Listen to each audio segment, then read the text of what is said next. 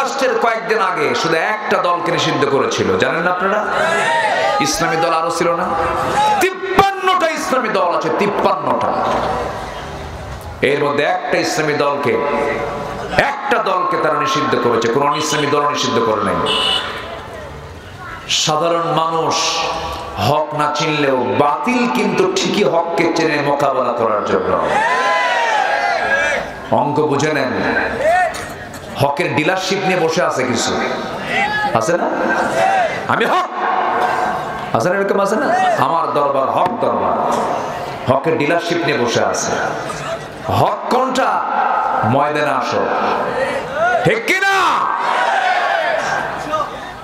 একটা দলকে নিষিদ্ধ করেছিল, তারা ভেবেছিল আমরা একটা দলকে নিষিদ্ধ করেছি, কিন্তু না, তারা ইসলামকে নিষিদ্ধ করতে গিয়ে তারা নিজেরা নিষিদ্ধ হয়ে গেছে। এত বড় ভালো নয়, যা করেছেন তারা অনেক করেছেন। সম্মানিত ভাইয়েরা, আমাদের শিক্ষা নেওয়ার দরকার আছে না নাই? মুনাফিকি বাদ দেব, জোরে বলি ইনশাআল্লাহ। দল করব কার? আসতে বলবেন না, দল করব কার? হুকুম মানব কার? এক জায়গায় না সব জায়গায়? সব জায়গায়। ইবাদত কবুলের অন্তরায় হচ্ছে 10টি। নাম্বার 1 হলো মুনাফিকি থাকবে যার, দোয়া কবুল হবে না, ইবাদত কবুল হবে না তা। নাম্বার 2, নামাজের ভিতরে যাদের অলসতা কাজ করবে, কিসে বলেন তো? নামাজে, তাদের কোনো দোয়া কবুল হবে না। আমার দেশে তো কিছু দরবারই আছে, যে দরবারের মুরিদ হলে নামাজই লাগে না, আছে না? কত রশি, আল্লাহ কইছে এক রশি ধর, কোন 14 রশি ধরার দরকার নাই।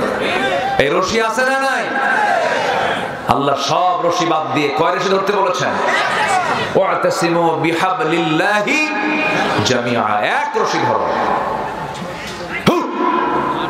খাজা আছে না? খাজা শুয়ে আছেন হচ্ছে আজমিরে, ডাক দিচ্ছে এখান থেকে, হু খাজা, দিল কর তাজা, ইসমে জালাল, গাজার কলকি খাওয়া হালাল। যরকন নাউযুবিল্লাহ, যরকন নাউযুবিল্লাহ।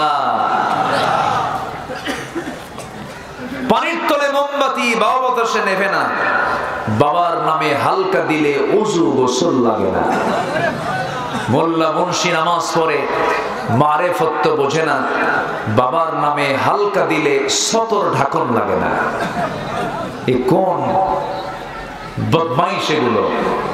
এই সমস্ত দরবারগুলোকে অবশ্যই সিলগালা করার দরকার আছে না নাই? আসতে বলবেন না, আছে না নাই? যে সমস্ত দরবারে সেজদা চলে, ভণ্ড পূজা চলে, মহিলা মুরিদ কর্তৃক পুরুষ পীর সাহেবের হাত পা টিপে নেয়, সেজদা চলে, ওই সমস্ত পীরদের আম গাছের সঙ্গে বাইন্দা পেটা দরকার।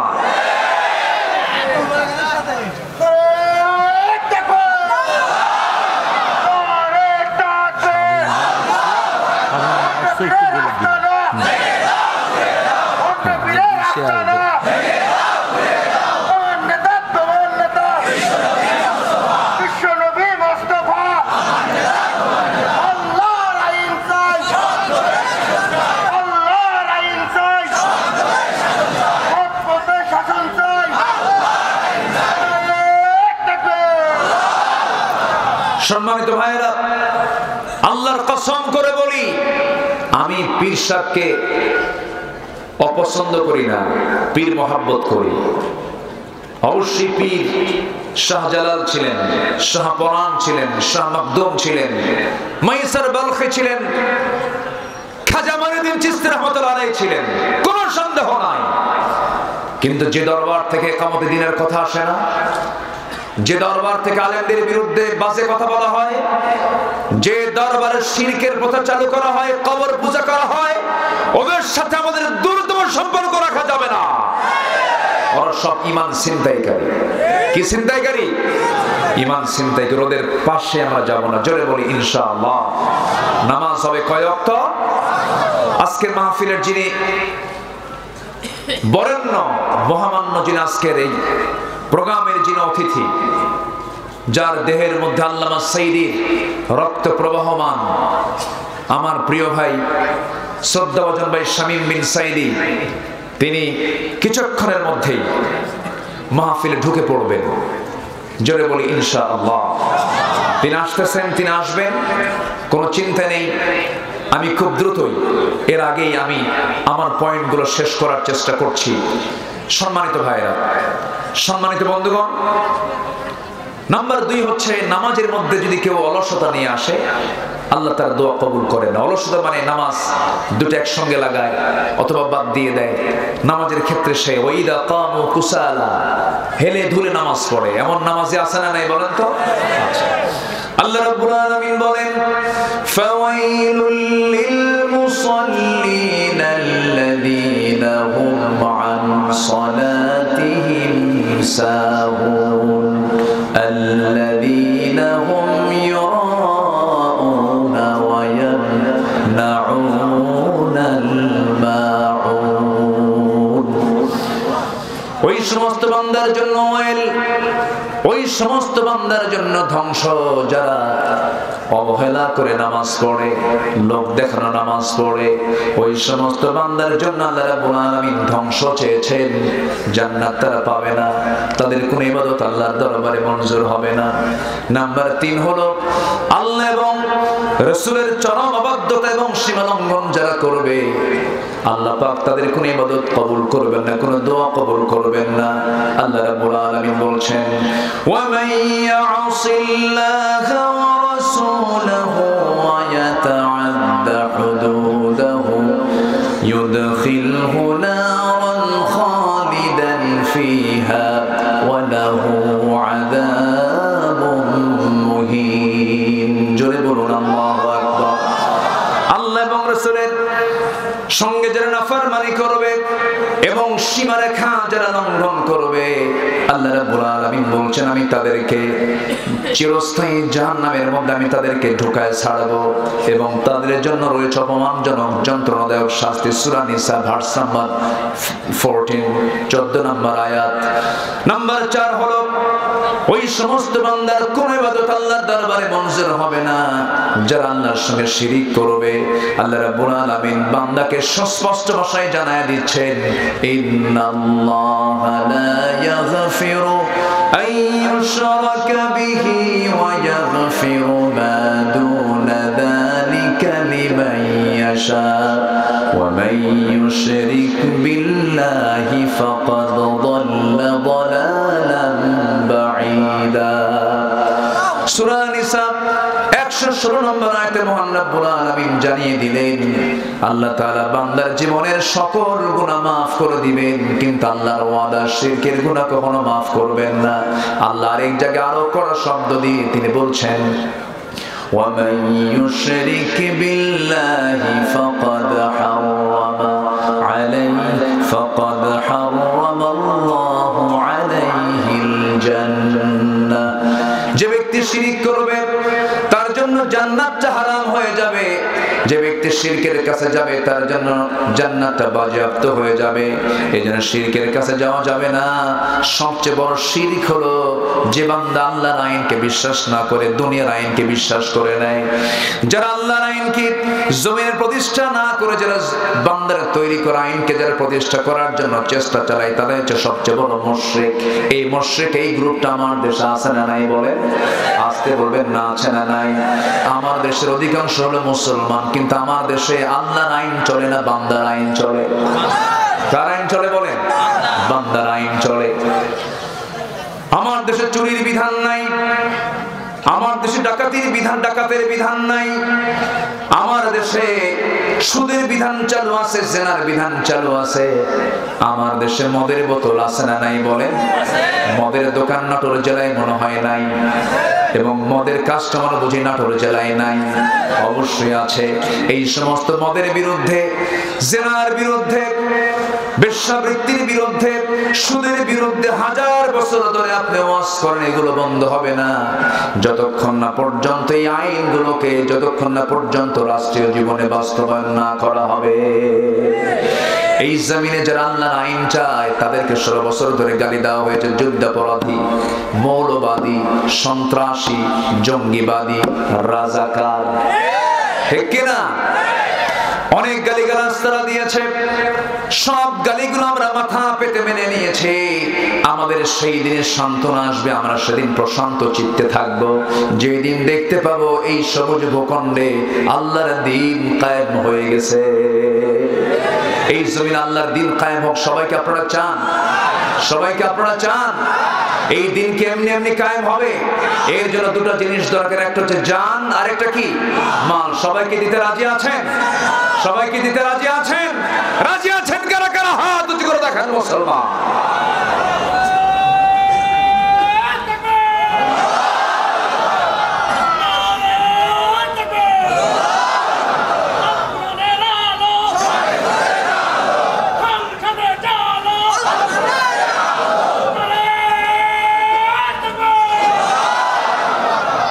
সম্মানিত ভাইয়েরা, সম্মানিত বন্ধুগণ, নাম্বার 5 হলো যারা সামনে পেছনে, যারা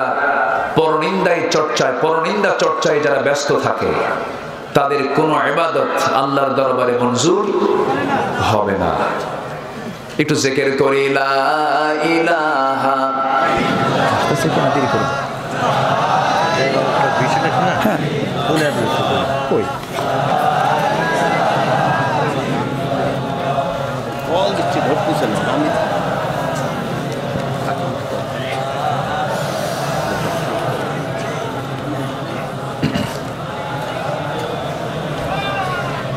और जोड़े ला इलाहा इल्लल्लाह सुबहानल्लाह वल्हम्दुलिल्लाह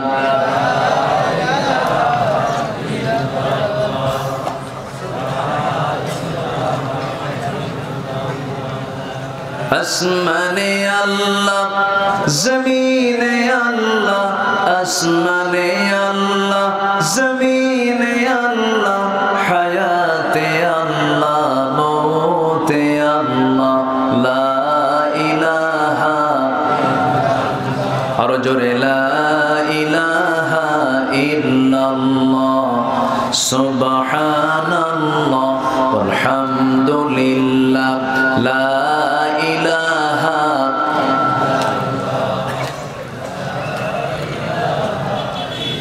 আর জোরে লা ইলাহা সুবহানাল্লাহ ওয়ালহামদুলিল্লাহ, লা ইলাহা, আর জোরে লা ইলাহা, লা ইলাহা ইল্লাল্লাহ মুহাম্মাদুর রাসূলুল্লাহ।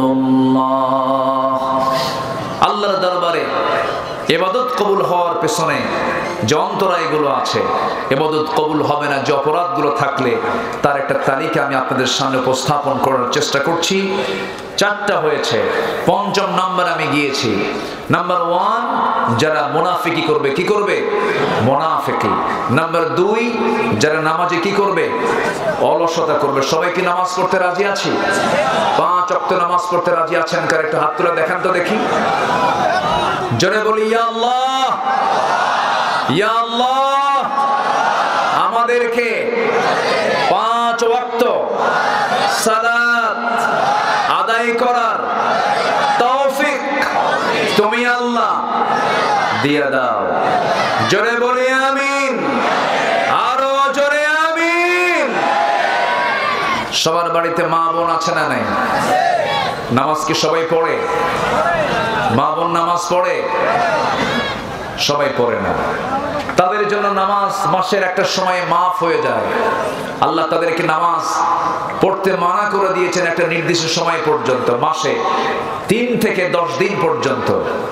কিন্তু তারা এই 10 দিন ঠেলে ঠেলে 1 মাসও পার করে। এটা মাদের ভিতরে কিছু বদভ্যাস কিছু আছে। আমার আলোচনা মায়েরা শুনছেন কিনা জানি না। মায়েরা আছে তো পাশে না? অনেকে এটা অত্যন্ত অবহেলার চোখে দেখেন না।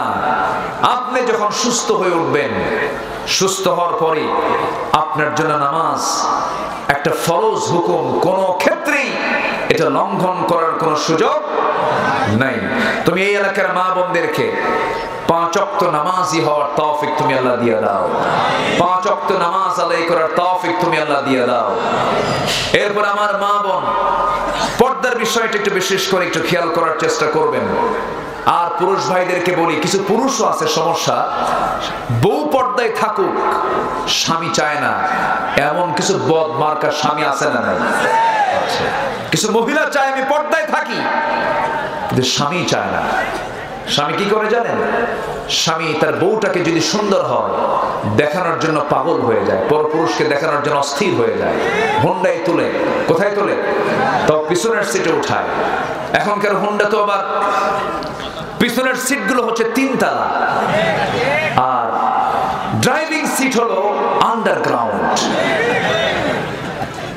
একেবারে নিচে, মানে যে চালায় ওর চেহারাই দেখা যায় না, ও আছে কই দেখা যায় না।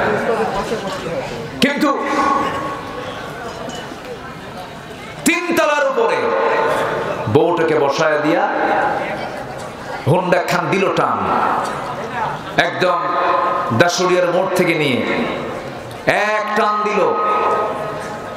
আর আওয়াজ যদি বান্দার কানে না যায়, দর্শকের কানে না যায়, এই জন্য হুন্ডা টান দেওয়ার আগ দিয়ে যেদিক দিয়ে ধোঁয়া, যেদিক দিয়ে হুন্ডার ধোঁয়া বের হয়, কি কয় ওটা?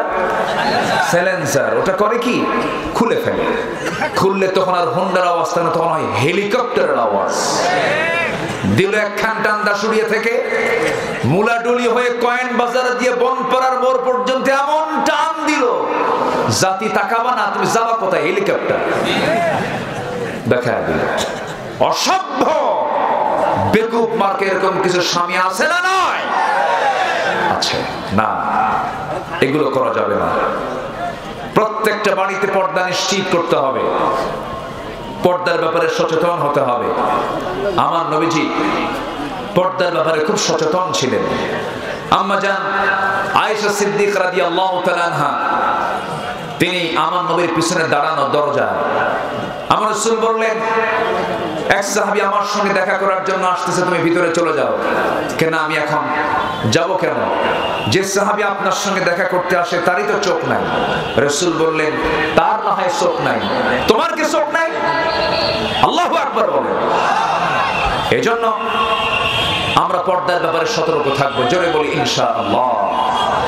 আমরা ইতিমধ্যে আওয়াজ শুনতে পাচ্ছি, আমাদের সামনে হাজির হচ্ছেন, আমাদের সামনে হাজির হচ্ছেন বিশ্বনন্দিত আলেমে দ্বীন,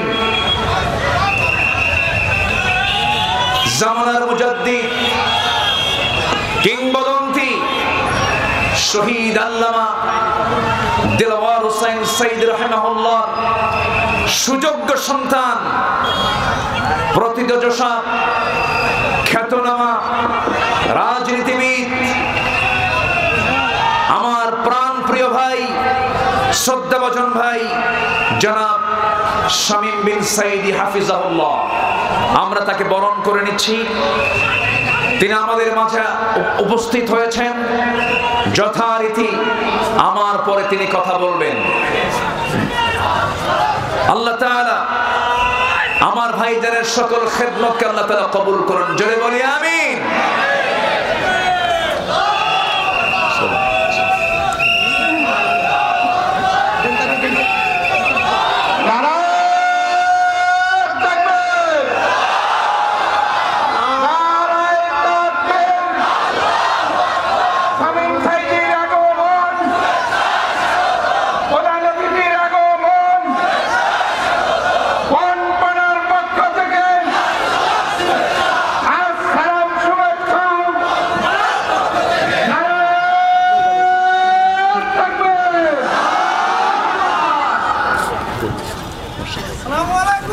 ওয়ালাইকুম আসসালাম ওয়া রাহমাতুল্লাহ। কেমন আছেন? জি আলহামদুলিল্লাহ। আমরা আজকের প্রোগ্রামের মূল মেহমানকে আমরা পেয়েছি, বলি আলহামদুলিল্লাহ, জোরে বলি আলহামদুলিল্লাহ। সম্মানিত বন্ধুগণ, বারবার একটা কথা আমার এখন মনে পড়ছে। এই তাফসীর মাহফিলের এই প্ল্যাটফর্ম নতুন করে যিনি সাজিয়েছিলেন তিনি হচ্ছেন মুসলিম আলেমে দ্বীন আল্লামা সঈদ রাহিমাহুল্লাহ। সেই মহান ব্যক্তিকে 2023 সালের 13 আগস্ট চিকিৎসার নাম করে সুস্থ মানুষকে জেলখানা থেকে বের করে নিয়ে হসপিটালে চিকিৎসার নামে পয়জনিং করে বিষ প্রয়োগ করে হত্যা করা হয়েছে। এই তাফসীর মাহফিলের প্ল্যাটফর্ম থেকে আমরা জানান দিতে চাই, তার হত্যার সঙ্গে যারা জড়িত অবিলম্বে তাদের শাস্তি নিশ্চিত করা হোক। রাজি আছেন কারা কারা? হাত উঁচু করে দেখান মুসলমান।